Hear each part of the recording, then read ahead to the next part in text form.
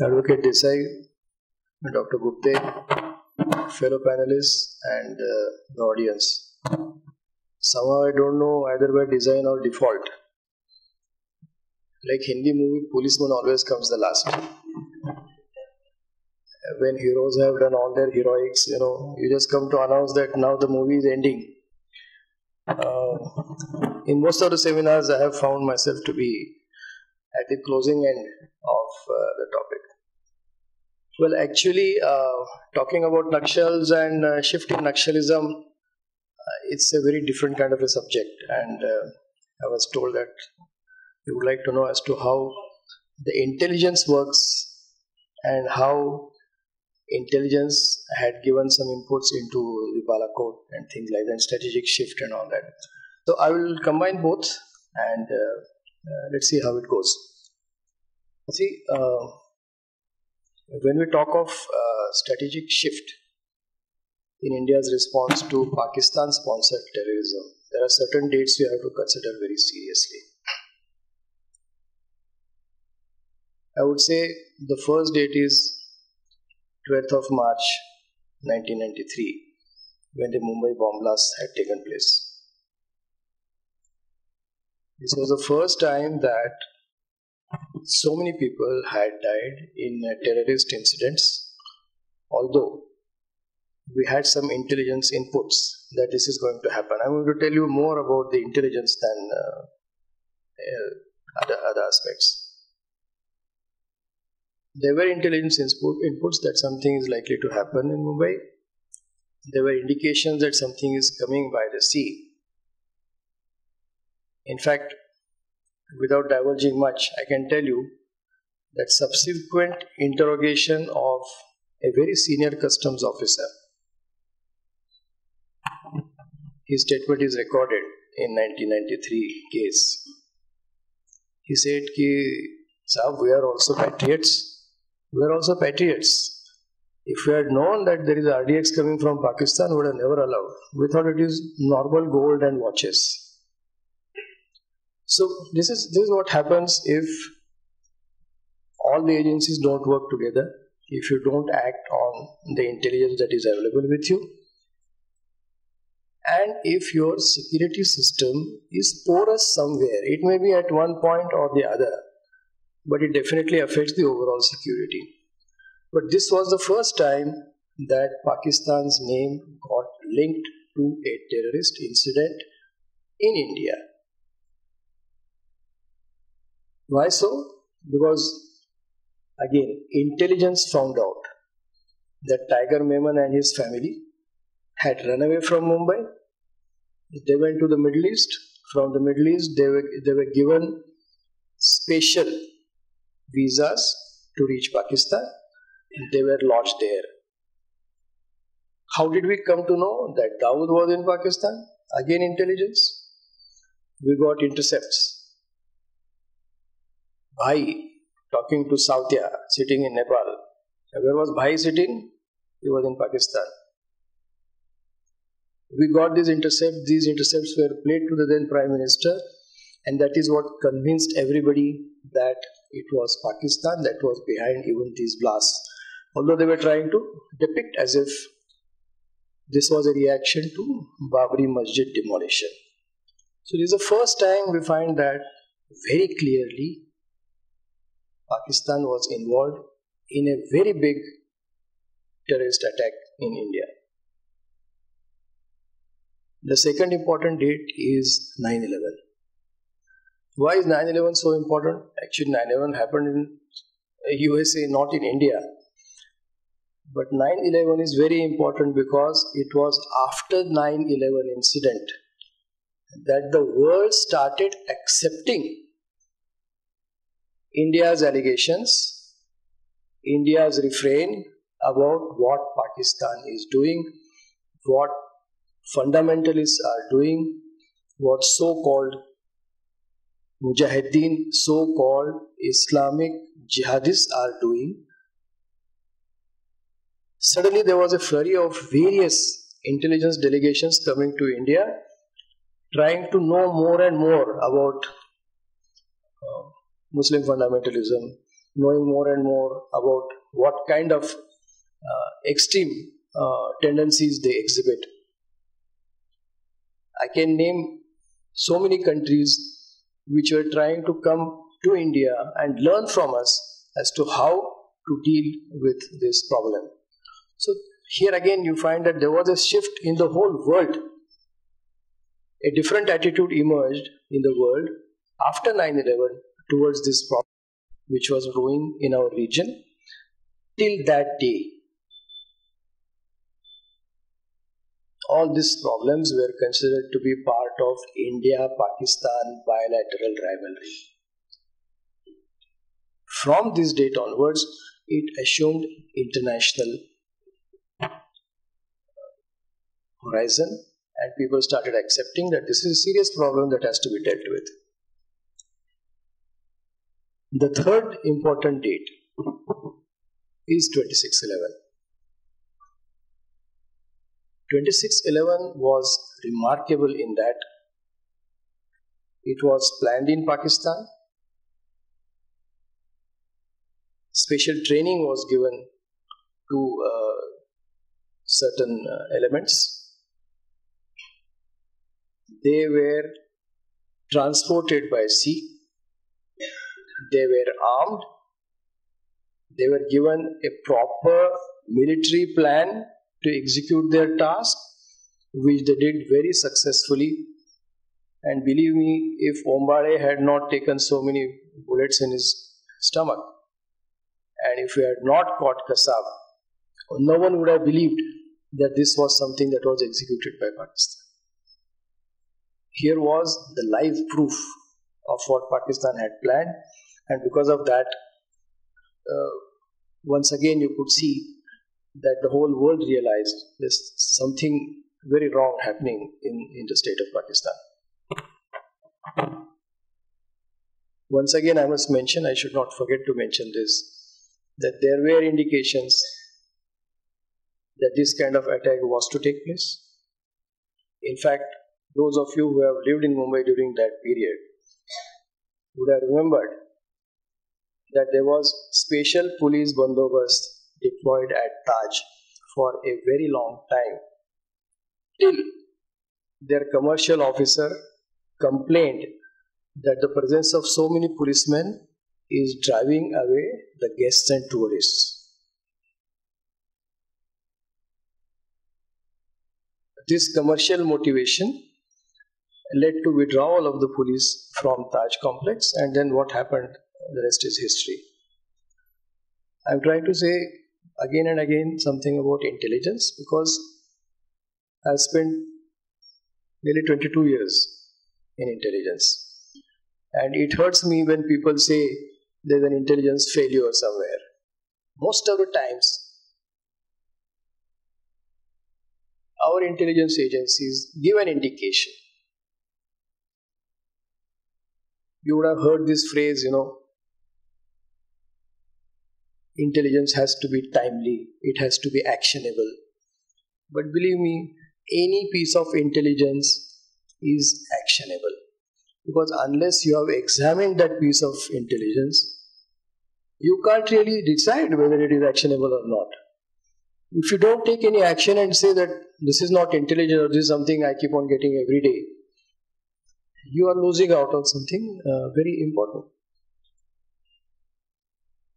So 26/11 marks a very big shift, and we see that many things happened at various levels in India. For example, at legal level, we had Unlawful Activities Prevention Act, UAPA. It was strengthened, reinforced, and equipped to handle terrorism. Then we went for specially trained security forces. NSG hubs were created at various places, not just at Manesar, but at other places. Almost every state created its own anti-terrorist unit. Almost every district created their own anti-terrorist squad. Intelligence gathering was strengthened. Sharing and dissemination became a priority. The government came out with the concept of NAT grid. They came up with the concept of multi-agency center. These together were to evolve into what was considered to be National Counter-Terrorist Center. This did not progress much as it should have. On diplomatic level, India pushed for international recognition of terrorism in all its forms, and a number of UN resolutions were also passed. Not only that, India itself had moved Comprehensive Terrorism Convention. Time and again we kept on mentioning this, but the main problem with the Convention on Terrorism is that terrorism has not been defined. In fact, I happened to be in one of the forums where Transnational Organized Crime Convention was being considered. I was posted in Vienna at that time. And it so happened that there was a discussion on this terrorism. We raised the problem saying that terrorism is something one has to consider as transnational organized crime, and there should be some mention of that in the convention. Pakistani ambassador brought up permanent representative, and he said, but is there a definition for terrorism? There is no accepted definition for terrorism. So we, on the Indian side, read out a definition. And he immediately got up and said that this definition is not acceptable to us. We pointed out that it has been taken from Pakistan's Anti-Terrorist Act. But being ambassador, he was very smart. He said this is applicable only to Pakistan. So this is the kind of problem you have in the Terrorism Convention. But yes, we did make a diplomatic effort in coming up with a comprehensive terrorism convention at international level.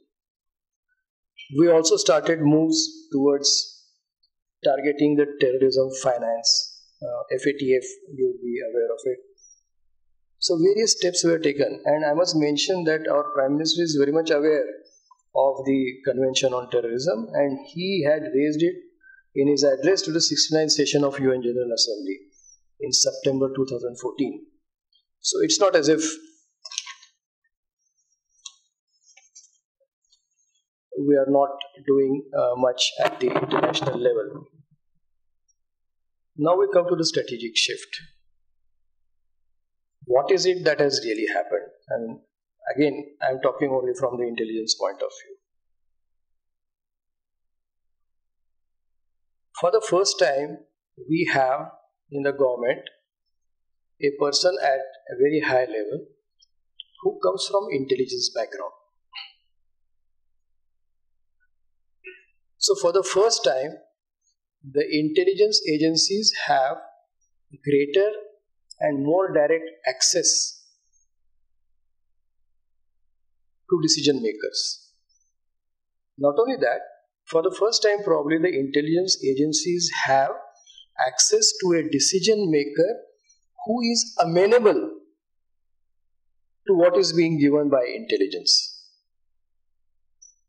If you do not come from that particular stream, and if you are a normal bureaucrat who by virtue of his being very senior, say becomes cabinet secretary or whatever, and you are coordinating and meeting, you will find it extremely difficult to judge the input that has come from intelligence, not knowing what is source, what kind of MACOPs were used, what was the motivation for him, what has been his grading over a period of time.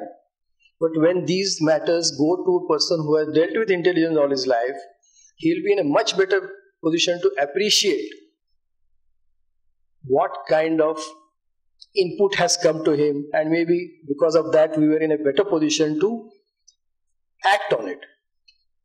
Why do I say this? In Balakot strike, there were certain things we observed and observed beautifully. First thing is, we made it very clear that this strike was not against the people of Pakistan or the government of Pakistan. Our response was proportionate, our response was reasonable, which was accepted to the whole world. Even the Chinese didn't say much after it happened. It was a very measured action against the non-military targets. There was no collateral damage, and we also ensured, and this is very important, we also ensured that there was no escalation after that. How could we do that? Again, what is the intelligence input on Pakistan's nuclear program? What are the red lines that Pakistan has in its nuclear doctrine? There are generally considered to be 4 red lines. Pakistan may say anything, but when it comes to actually using nuclear devices, they have decided when and where they are going to do that, and how and why. Just because something happens somewhere, they are not going to use them. What are those red lines? One is capture of a large part of Pakistan's territory. The second is Pakistani military facing unacceptable loss.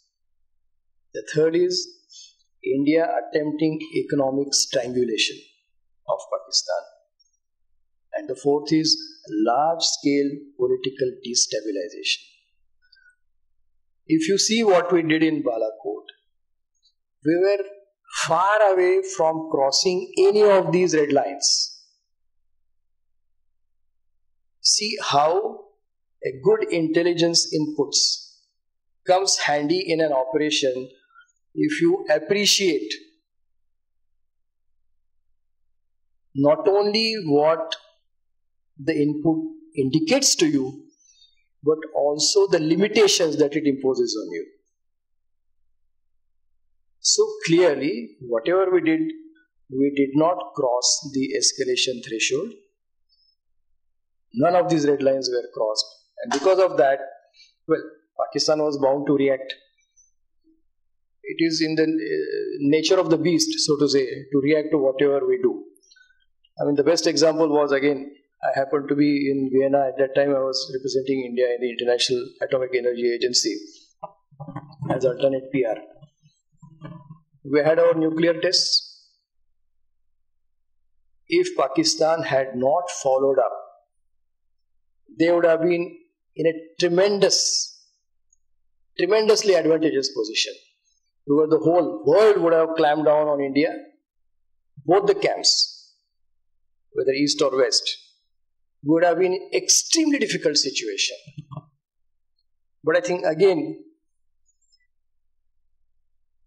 knowing the nature of Pakistan, we had anticipated that they will follow the tests, which they did. After 13 days, they also undertook their nuclear testing. And the joke in Vienna at that time was that 13 days, they took slightly longer because most of the manuals were in Chinese, they had to be translated. But see, what I'm saying is, once again, unless you know what is going to be the reaction of your adversary, unless you know what is going to be his likely response, you have your own inhibitions in acting on your own. In Balakot, this is what we did. We studied the response. We anticipated what all is going to happen. And the main thing that we did was we went to the source of terrorism. We went exactly to the source of terrorism.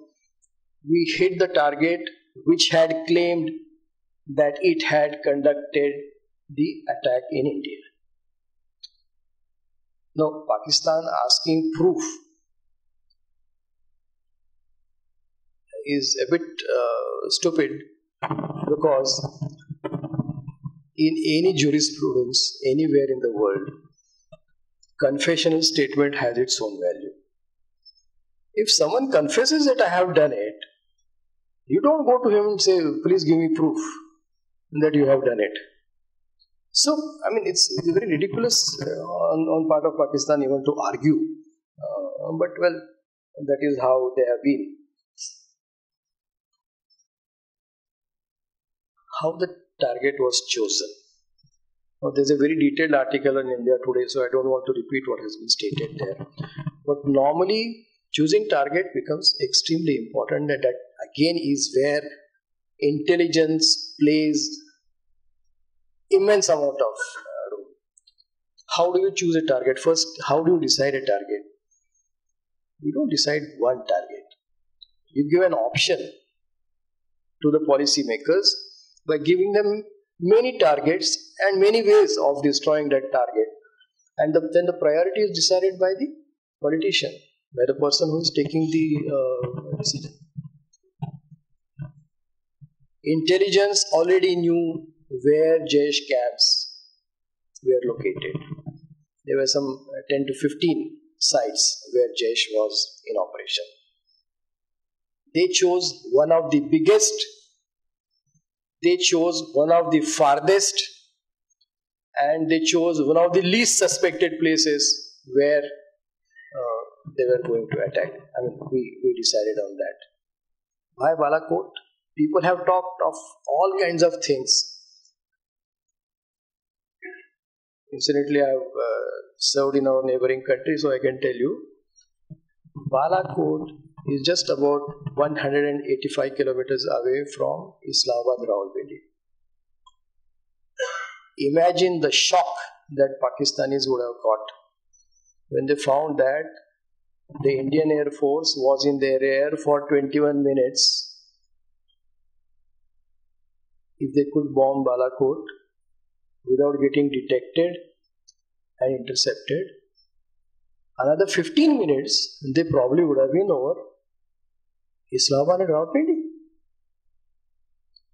Very few people have appreciated the importance of Balakot. So this is something we have done absolutely remarkable. Again, it was the intelligence input, and that gave you the location, gave the exact lat long, as they call it. It was the intelligence input that gave you even location of the trainers of the terrorists. They gave location of where the guards were sleeping, where Masood Azhar's brother or cousin was sleeping. Names are not important. What is important is that kind of groundwork had been done. That kind of intelligence had been collected. This kind of intelligence comes from various sources. You have sources on ground. You have so much of information in air, what we call first is called human intelligence. This is called the technical intelligence, the TechInt. Besides, there are many other ways of collecting information. There are so many friendly agencies who would like to share information with you, provided you are also useful. So there are various liaisons that we conduct. There are friendly countries that help us. We gather information, we collect, collate, analyze, and then come up with the recommendation for the politician to decide the target. The most remarkable thing that has happened is this, that after all this input was given, that input was studied, and very clear orders were given. See, for an intelligence agency to be successful, there are three things required. One is there should be clarity of objectives. Second, there should be freedom of action. And the third, there should be optimum resources made available for the operation. Here we had that political will which gave a clear target, a political will that said, okay, you have the freedom of action. I have told the defense forces to do whatever they want. And optimum resources. There was no restraint on what is to be used or what is not to be used. There was no fear of Pakistan's nuclear overhang. There was no fear of escalation, because the red lines had already been considered. I would say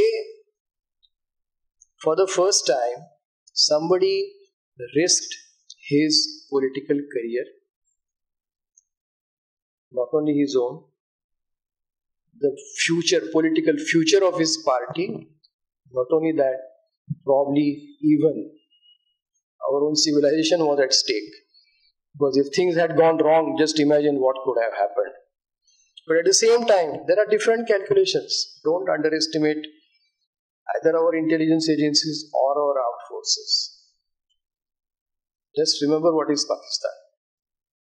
I am telling you this because I think there's a lot of apprehension. At the moment we knew that one of our pilots has been captured, suddenly there was a turn in the media. People start saying what can happen, what kind of war, what kind of destruction, what kind of effect. There are certain things where you have to be ready for some sacrifice for a greater cause.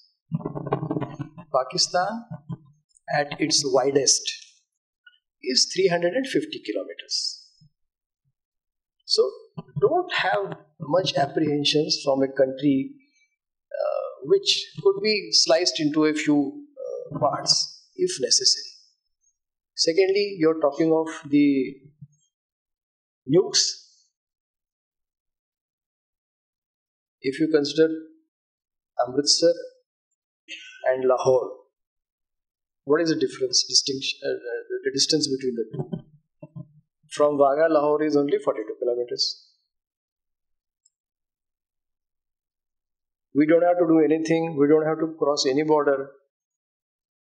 If you want, you can bomb that place out of existence. And if that place goes, what there remains in Pakistan. I mean, what I'm trying to say is, have no apprehensions. It's the Pakistanis who should be apprehensive about what we are going to do. And they are, believe me. I've lived there. I can tell you this. Their main apprehension is this only, that one morning they wake up and they find that the Indians are at Hira Mandi. Not for the other thing, but for buying, bangles and ornaments and things like that. Quite possible. So please have no apprehensions about what Pakistan can and cannot do. They talk about tactical nuclear weapons. You would have heard this also. I thought I will give you the input that we got from our own intelligence agencies. Imagine a situation where they talk about the cold start and all that. In fact, Pakistan talks more about cold start than our own people do. What does cold start envisage? That you have a integrated battle group entering Pakistan, and if they advance to a certain distance, and if Pakistan feel threatened, they are going to use their tactical nuclear weapons. Anyone who visualizes a situation where Pakistan is going to use a tactical nuclear weapon because Indian forces have entered their territory, does it not mean that they are going to use it on their territory? So let's forget about these things. Let's concentrate on what has been done. A big strategic shift.